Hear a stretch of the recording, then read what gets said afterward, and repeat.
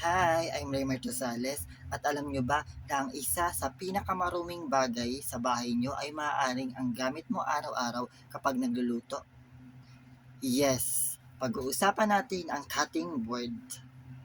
Marami sa atin, iisang chopping board lang ang gamit para sa karne, gulay at seafood. Heto ang isang mahalagang food safety trivia.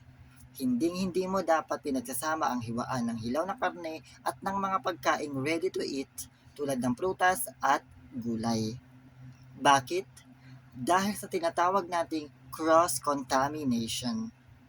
Ang mga bakterya sa hilaw na karne katulad ng salmonella ay pwedeng lumipat sa gulay mo na kakainin mo ng hilaw o hindi naman nalulutuin ng matagal. Bilang isang TLE educator, tinuturo po namin ang color-coded cutting boards. Ang pula ay para sa hilaw na karne. Ang berde naman ay para sa prutas at gulay. Ang asul ay para sa seafood. Kung wala kayong iba't ibang kulay sa bahay, siguraduhin magkaiba ang board na gamit nyo sa karne at gulay. Kayo, hiwalay ba ang chopping board nyo sa bahay? I-comment nyo naman. Follow nyo ko for more TLE and food safety tips. Thanks for watching. Bye-bye!